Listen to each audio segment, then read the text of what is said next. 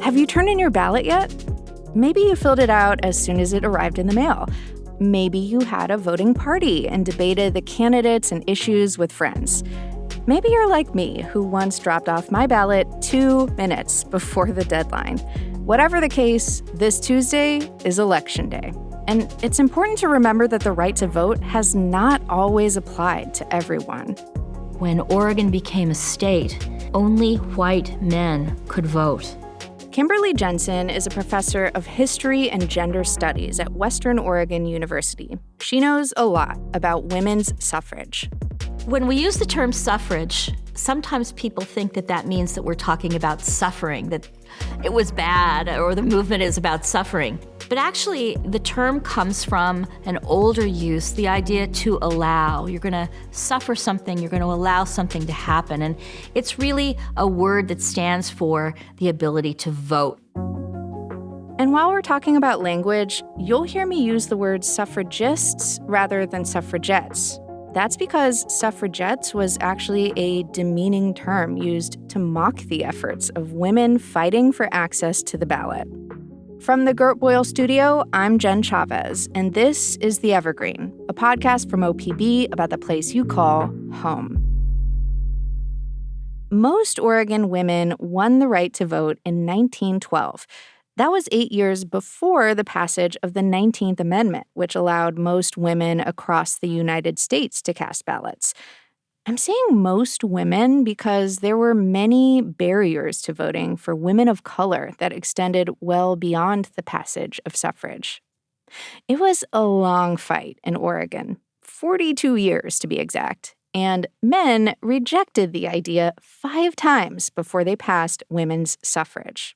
Eliza Canty-Jones is the editor of the Oregon Historical Quarterly and chief program officer at the Oregon Historical Society.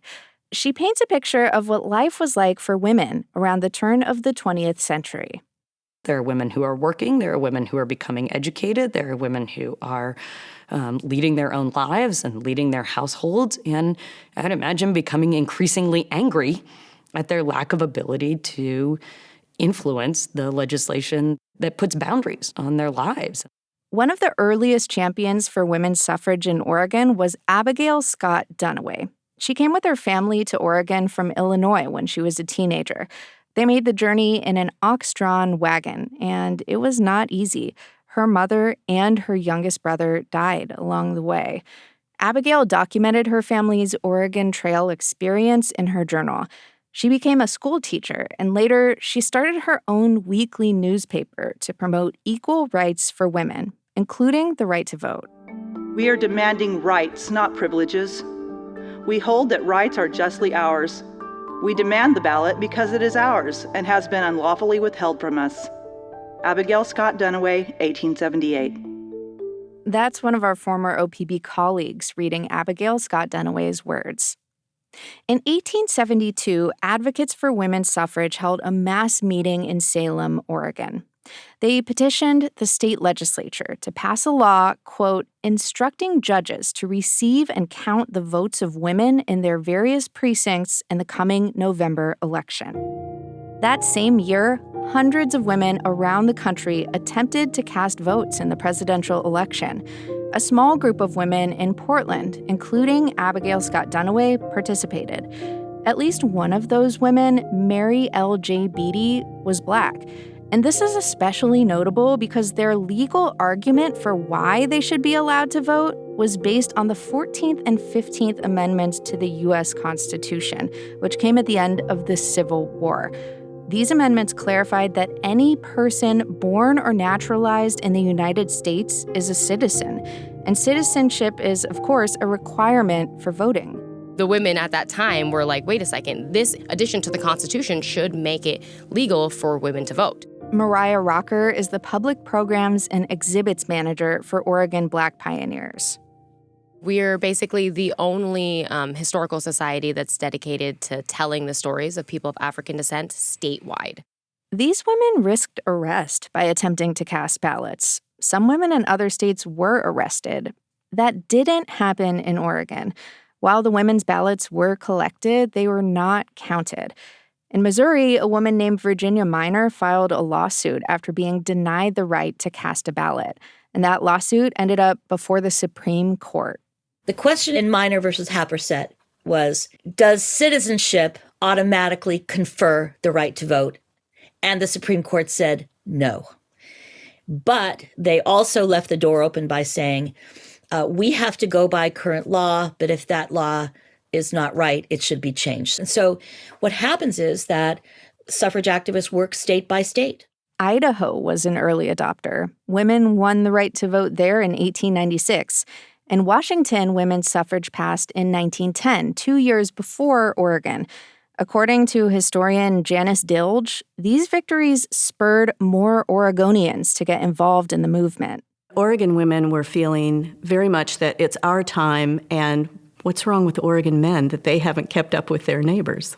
The idea that Black men could vote before women of any race did not sit well with many white suffrage activists, and that racism created friction in the movement.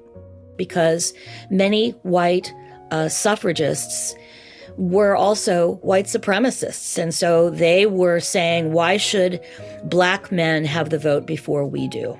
And this was the thread through the movement that was the fatal flaw.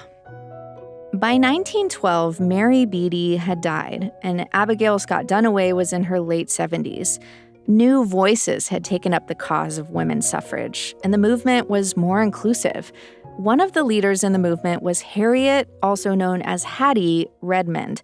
She worked as a janitor for the city, and she founded a group called the Colored Women's Equal Suffrage Association. So she was working full-time, supporting herself, and was also a huge advocate for Black women's suffrage, and really helping to demonstrate the fact that there were women of color here in Oregon that were trying to push forward suffrage for everyone. The existence of a suffrage organization explicitly for women of color speaks to the fact that white supremacy was still alive in the movement.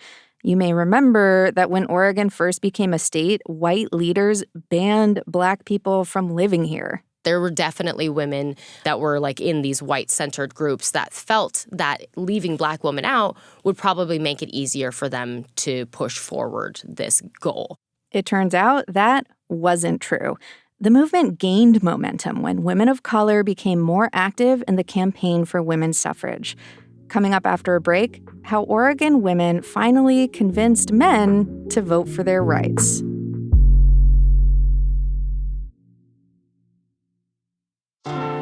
Thanks for listening to The Evergreen, our podcast from OPB about the place you call home.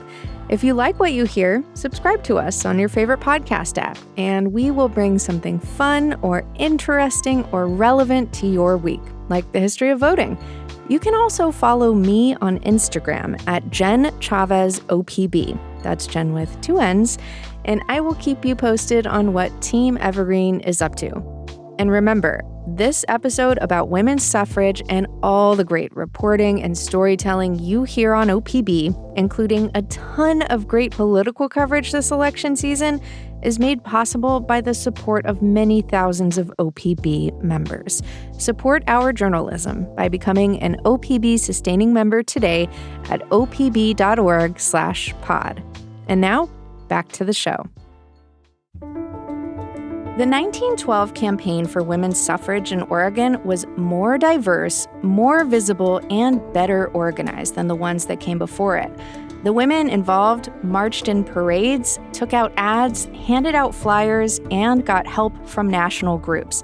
They did a ton of outreach all over the state, holding community picnics and marching with umbrellas with the words "Votes for Women" on them. Women here really worked hard to get the vote. Barbara Roberts was Oregon's first female governor. They had helped build the farms out of the wilderness with their husbands. They had created the first schools and the first orphanages and the first churches and the first businesses. They were used to doing more than just staying home and tending to the children. They carried a lot of load, and I think with that, they felt the right to vote was part of that load, and they wanted that responsibility. And when you think about all the responsibilities women had on the home front at that time, It's pretty incredible that they were able to pull it off. I mean, I can barely manage to make myself dinner after a long day at work, let alone lead a social justice movement in my spare time. The campaign in 1912 was considered, even by today's standards, a very sophisticated campaign. They didn't come home and put something in the microwave. You know, they didn't turn on the automatic dishwasher or the automatic washing machine or the dryer. I mean, they had none of those conveniences. Everything was difficult. So if you think about taking a little time out from that kind of a schedule and doing a little marching for women's right to vote, it's a lot more impressive. Advocates connected their cause to issues of education, public health, and labor. One of the new generation of leaders in the movement was Esther Lovejoy. She was the second woman to graduate from the University of Oregon Medical School, and Portland's mayor appointed her city health officer. She was the first woman to hold a job like that. She championed public health regulations and women's suffrage. Esther Lovejoy became a supporter of votes for women because it was right and just, but also because of her experiences. And she had a very personal reason for doing this. Her son, Freddie, died in 1908 from what she believed was impure milk. And so she engaged in a very personal campaign. Lovejoy wanted to have a voice in passing food safety regulations. But even with a sophisticated statewide campaign, women faced opposition to their right to vote. The question is between those who honor women in the home and would protect her as wife and mother, and those who would impose upon her jury service and political responsibility. Wallace McCament, 1912. And it wasn't just men who spoke out against women's suffrage. There were some women who didn't think voting was for them. They were often women who were wealthy, and they believed that women's place was not in politics, was not out campaigning, was not casting a ballot. In fact, they saw politics as really dirty, corrupting, outside of the realm of women and women's influence. But eventually, the campaigning worked. On November 5th, 1912, Oregon men voted for the 6th time on women's suffrage. 3 days later, the Oregonian newspaper declared that the measure had passed by less than 4,000 votes. Abigail Scott Duniway was alive to see the victory she'd been working towards for more than 4 decades. She was the first woman registered to vote in Oregon. We have made a beginning that is destined to reverberate throughout the ages. Abigail Scott Duniway, 1912. Hattie Redmond was also among the first Oregon women to exercise her new rights. She did register to vote that first year that women were able to here in Oregon on April 8th, 1913. As soon as it was possible, she was definitely interested in taking hold of the rights that she'd been fighting for. But the right to vote did not apply equally to all women at that time. And it wasn't until the 1950s that first-generation Asian immigrants in America could gain citizenship. Those women didn't have the vote until the 1950s, and Native American women in the United States did not have citizenship until 1924, unless they married a white man, which in many places was illegal anyway. Despite the hard work of women of color like Harriet Redmond, many Black women were not able to vote because of racist policies such as literacy tests, poll taxes, and laws set up to prevent descendants of enslaved people from voting. Many of these barriers persisted until the passage of the 1965 Voting Rights Act. There's room for improvement, there's room for change, and we have to keep proving ourselves. But that's okay, because we can. The women who had pushed so hard for the right to vote in Oregon kept up their activism. They successfully advocated for workmen's comp, teacher pensions, school bonds, abolishing the death penalty, monthly pensions for single mothers, safe milk regulations, and the prohibition of alcohol at the state level. Public health improved, and child mortality rates dropped. Many of the activists who'd been involved in the fight for women's suffrage in Oregon turned their attention to the national campaign. They took their picket signs to Washington, D.C.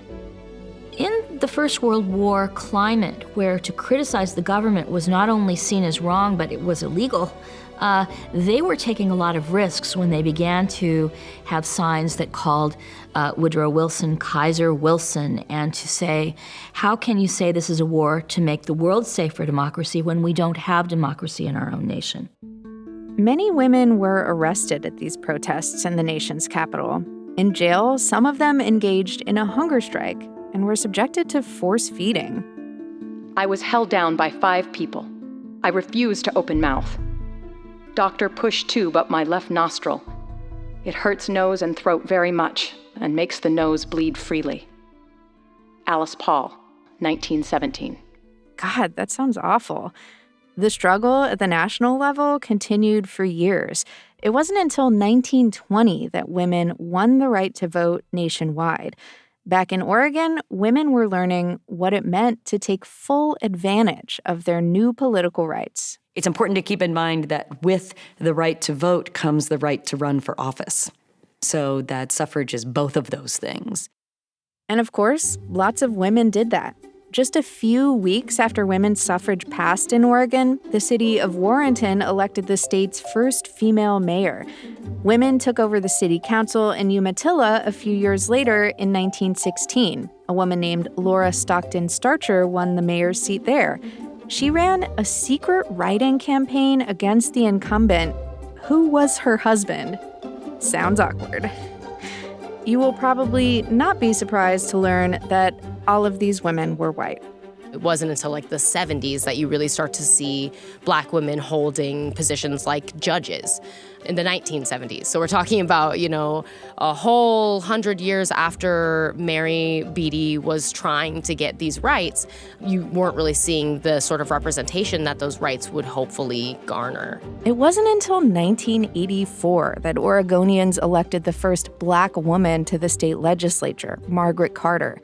And nearly 80 years after women won the right to vote in Oregon, the state finally elected its first female governor, Barbara Roberts.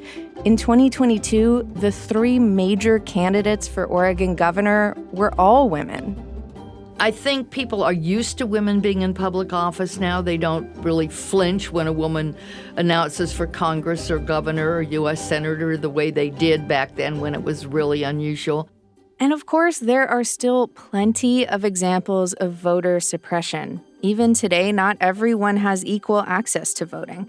It's by no means a perfect system. So the struggle for voting rights continues. But I'm a person who cares about speaking up, voicing my opinion, and doing what I can to make an impact in my community. And as a woman in 2024, I cannot imagine a man telling me I need to be protected from having a say in the world. In fact, as the journalist in my household and friend group, I often help the people in my life, including men, do ballot research. I'm so used to voting that I don't always think about it, but working on this episode has given me a new appreciation for the women who devoted their time, energy, and resources to ensure my right to vote and be an active member of the society I live in. I couldn't be doing the work that I was doing. I wouldn't have any of the rights that I have if it weren't for the work that they were doing. So I just really appreciate them. I never had to fight for the right to choose my name when I married, or to own property, or to take out credit in my name. It really has made a difference. The vote really has made a difference. You can see the Oregon Experience documentary about the long fight for women's suffrage in Oregon at opb.org. And if you're hearing this before Election Day and you still haven't filled out your ballot, that's okay. You can find OPB's voter guide as well as our coverage of election results at opb.org/elections. Thank you for listening to The Evergreen, a podcast from OPB. And before we go, I always want to take the opportunity to shout out some of our listeners who've been reaching out with feedback and kind words about our show. Our recent episode about the hen party resonated with many of you on OPB's Facebook page. That's the one about a group of women who took annual horsepacking trips into the Wallowas together starting in the 1930s, and how they inspired their descendants to take a similar trip together last year. Chris Meineke said, "What an adventure that must have been." And Beverly Ward mentioned the 3 granddaughters of the hen party's original leader, Jean Burney. Beverly said, "I see you, Sally, Sharon, and Melissa. Great to see you living part of your legacy." So many good vibes on that post. And what I especially loved to see was so many people tagging their friends to recommend the episode. Thank you all so much for listening. Julie Sabatier produced this episode, and our technical director is Stephen Cray. The OPB podcast team also includes Mia Estrada and Sage Van Wing. The interviews in this episode were conducted by Cammie Horton, Lisa Swin Callum, Greg Bond, Nicholas Fisher, Randy Layton, William Ward, Allison Frost, and Julie Sabatier.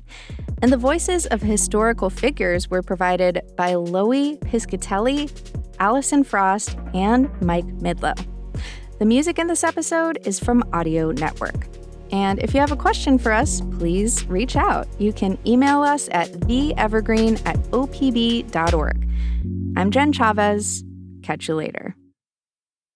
So I was looking for a cheaper house because I was newly divorced, and I called to transfer in my new cheaper house the phone into my name, and the phone company told me I'd need a huge deposit or I would need the co-signing of a male relative, and I was furious. I was just furious because they told me that. So what I did was I fibbed to the man on the phone, and I said, when the form arrives, this is the approval form, I will take it to my father at the nursing home since I need to deliver his welfare check anyway. He'll be happy to sign the form for me. There was a rather long pause, and then I added, you asked me no questions about my ability to pay. I'm 36 years old. I've been on my job for 8 years. I pay all my bills on time. However, you were willing to accept my father's signature without knowing a single thing about him. 2 things happened on that long ago 1972 day. I got a telephone in my own name, and I became a feminist.